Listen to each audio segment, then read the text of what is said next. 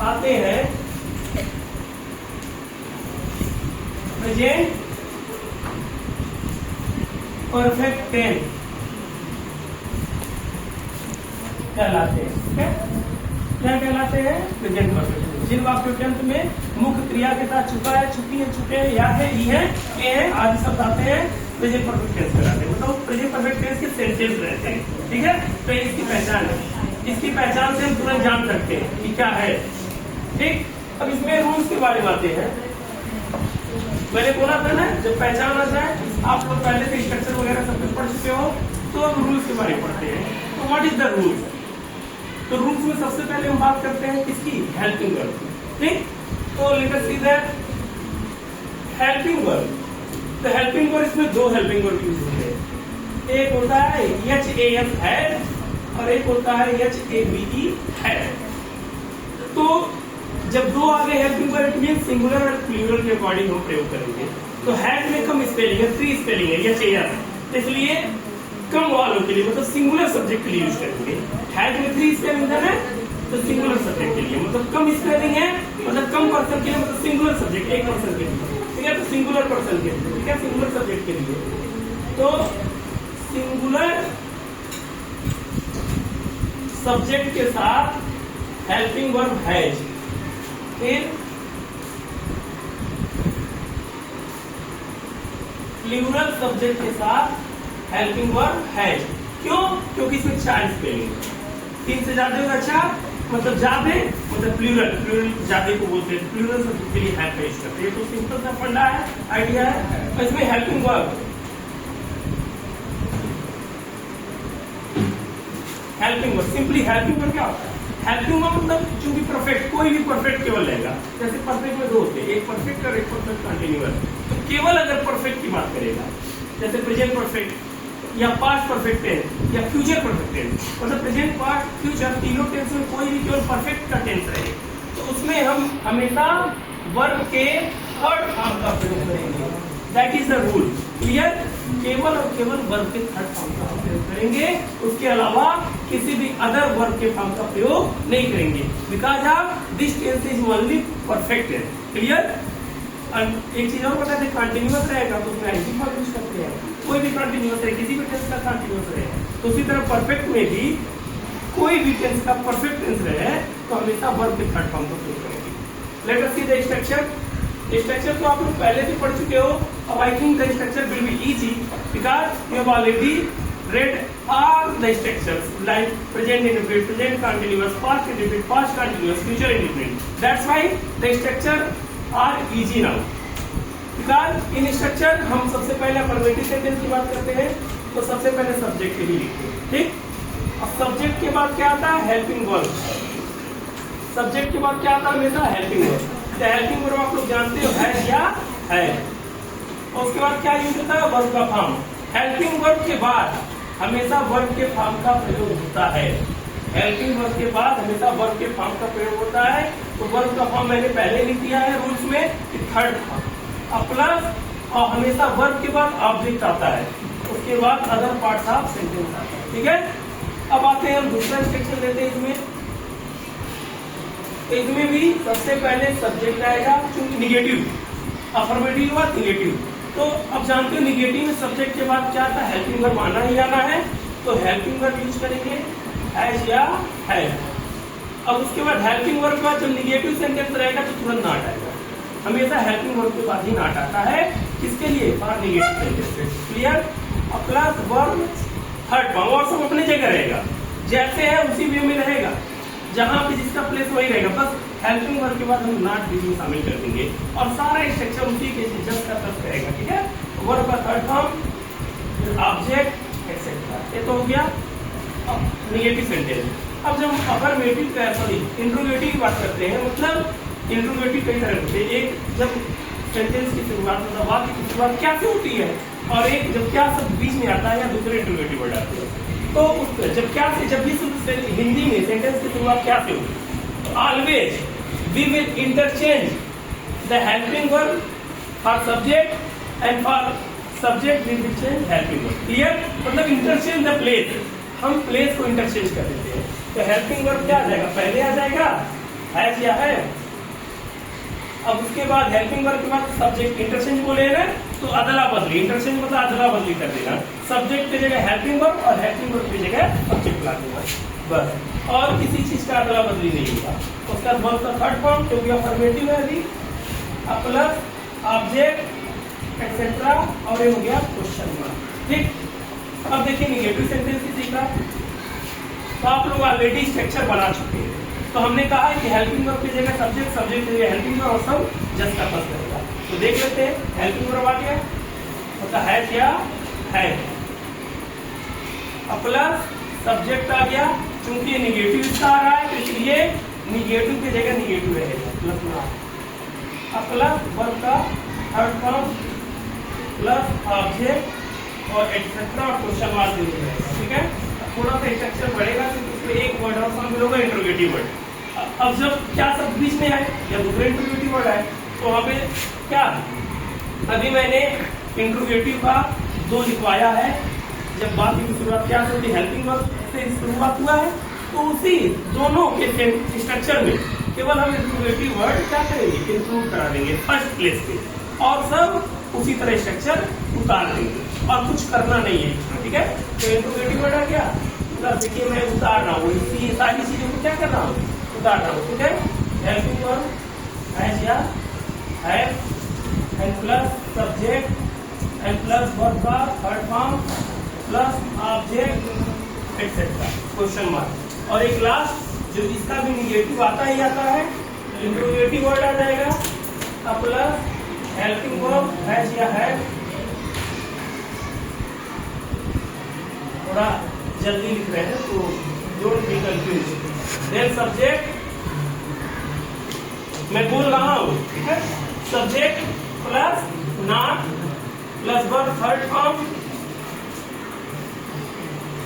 Plus object अब etcetera, Hindi में नहीं पढ़ा सकते, तो आई थिंक ये दिख रहा होगा, तो प्लीज दिख रहा है ना, ठीक है, तो स्ट्रक्चर भी दिख रहा है और रूल भी दिख रहा है, तो भी मैंने बड़ा बड़ा लिखा है, क्योंकि अक्सर शिकायत आ जाता है कि सर आप छोटा लिखते हैं, इसलिए मैंने सोचा कि चलो इस गलतियों को सुधार करके थोड़ा बड़ा लिखा जाए, ताकि जो व्यूअर्स हैं उनको भी पूरा स्ट्रक्चर दिखे अच्छे से।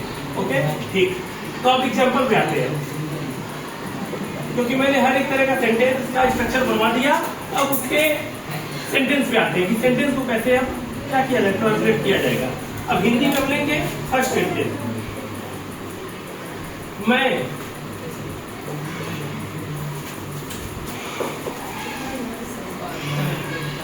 विद्यालय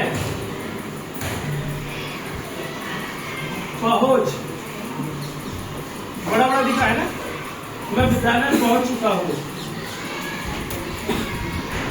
मैं विद्यालय पहुंच चुका, मैंने बोला था ना, चुका है, चुकी है, चुके हैं, ठीक है, ये सारी चीज आते हैं, वो भी लास्ट में मेन वर्ब के साथ। तो सबसे पहले मैंने बोला था सब्जेक्ट, तो आई के साथ एग्जाम जी देखने सिंगुलर लगता है, लेकिन आई के साथ हमेशा हैव का प्रयोग, यू के साथ भी हमेशा हैव का प्रयोग हेल्पिंग वर्ड का करते हैं। तो आई के साथ बोल दिया मैंने हैव का प्रयोग, तो आई हैव, बहुत लोग कंफ्यूज होते हैं, आई के साथ हैव का प्रयोग नहीं होता, लेकिन वो स्ट्रक्चर है, ठीक है, आई के साथ हमेशा हैव का प्रयोग होता है, ठीक। तो आई हैव वर्ड का थर्ड फॉर्म पहुंचने का, reached, I have reached school, विद्यालय पहुंच चुका हूं। दूसरा निगेटिव लेते हैं, ठीक है, वे सब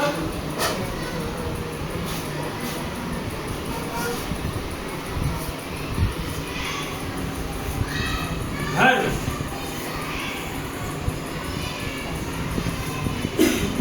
नहीं पहुंचे हैं, वे सब घर नहीं पहुंचे हैं, तो मतलब वे सब इसकी अंग्रेजी दे होगी, और दे प्लूरल सब्जेक्ट है, that's why we will use the helping verb have, तो दे हैव। उसका निगेटिव सेंटेंस है, तो हेल्पिंग वर्ब के बाद हमेशा नॉट आता है, मैंने बता चुका, तो they have not reached, they have not reached home, वे सब घर नहीं पहुंचे हैं, मतलब निगेटिव सेंटेंस हो गया। अब तीसरा आते हैं, जब वर्ब सेंटेंस की शुरुआत क्या से होती है, क्या मोहिनी गाना जा चुकी है। तो क्वेश्चन मार्क क्यों पहना? क्या मोहिनी गाना बोले थे ना कि क्या से शुरुआत हुई, तो जब क्या से शुरुआत होता है तो हेल्पिंग वर्ब से शुरू करते हैं। स्ट्रक्चर मैंने बता दिया पहले से ही। तो क्या, तो यहाँ सबसे पहले सब्जेक्ट देखेंगे। क्यों? क्योंकि क्या तो पहले आ रहा है ना, लेकिन हमको सब्जेक्ट का ख्याल करना पड़ेगा कि सब्जेक्ट सिंगुलर है कि प्लूरल है। अकॉर्डिंग टू सब्जेक्ट सिंगुलर और plural we will use helping verb. तो यहाँ पे मोहिनी नेमिंग वर्ड है, नाउन है, तो इसलिए हम क्या करेंगे, सिंगुलर सब्जेक्ट है तो उसको पहचानेंगे, नेमिंग वर्ड सिंगुलर सब्जेक्ट, इसलिए वहां पे हेल्पिंग वर्ब हैज का यूज करेंगे। तो हैज, देन हेल्पिंग वर्ब के बाद सब्जेक्ट, तो हैज मोहिनी। अब मेन वर्ब यहाँ गाना, गाने का, तो जो गाता है वो क्या होता है, सिंग। तो सिंग का सेकेंड फॉर्म sang होता है, थर्ड फॉर्म संग होता है। तो सिंग, sang, संग। तो we will use the third form of the verb, that's why sung. As Mohini संग, sang, अब sang गाना होता है, ठीक है। अब 4 नंबर पे आते हैं। क्या शोभा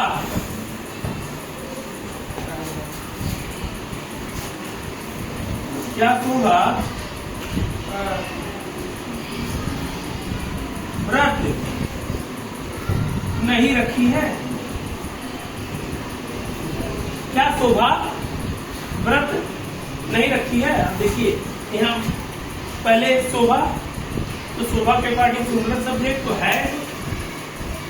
अब शोभा SHOBHA शोभा, तो उसका क्या आएगा, नाट आएगा। तो क्योंकि सब्जेक्ट के बाद नाट जाता है, तो है शोभा नाट।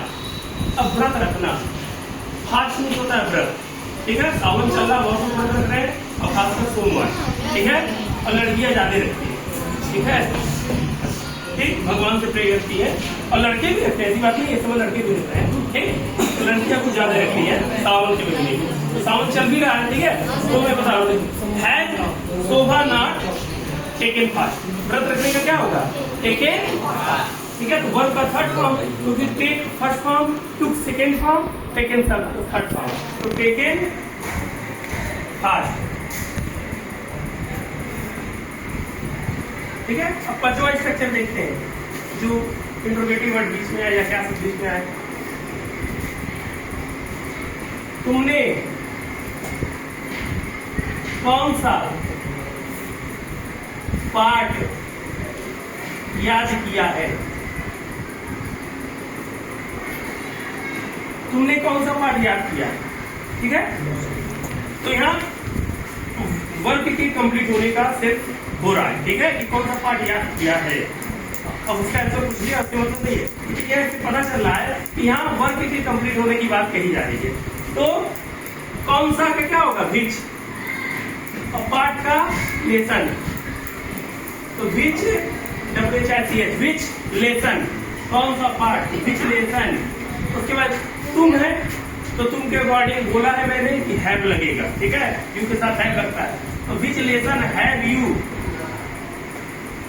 और याद करने का, लर्न विथ याद करना, तो लर्न, लर्न, लर्न होता है, ठीक है। तो एक थर्ड फॉर्म हो गया, LEARN, तो विच लेसन हैव यू लर्न, ठीक है। अब लास्ट स्ट्रक्चर है निगेटिव का भी आ सकता है, ठीक है। तो निगेटिव में चलो ठीक है, एक बना दिया उसका ही, वे सब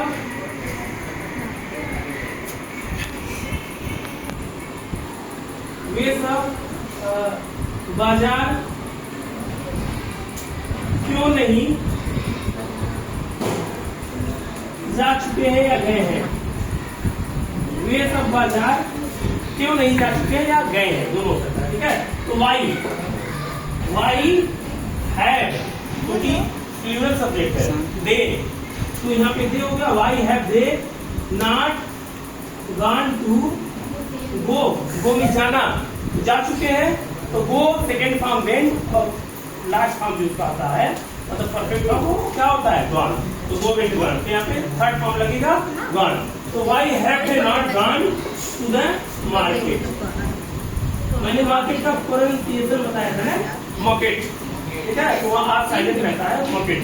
शुद्ध प्रोनाउंसिएशन मॉकेट होता है, ठीक है। Why have they not gone to the market, ठीक है। तो ये हो गया फुल स्ट्रक्चर, और फुल इसका मतलब एक एक स्ट्रक्चर का ट्रांसलेशन भी हो गया। अब आराम से आप लोग को हेल्प करेगा, अगर इस वीडियो को आप लोग कई बार देख लेंगे तो इससे क्या करेगा, आप लोग को मदद करेगा सेंटेंस को समझने में, बनाने में, रूल्स को समझने में, ठीक है।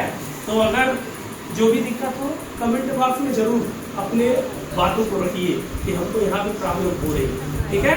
और बाकी तो मैं समझाने की पूरा कोशिश करूंगा। अगर किसी भी चीज़ से प्रॉब्लम होती हो आप लोग कमेंट बॉक्स में, कमेंट सेक्शन में जाके जरूर कमेंट कीजिए, ताकि मैं कुछ चीज़ों को और अच्छे से समझाने की कोशिश करूँ, या कोई भी चीज़ दिक्कत हो तो उसको फिर से समझाऊँ, ठीक है। अब तक के लिए धन्यवाद। Have a nice day. Like subscribe okay my channel.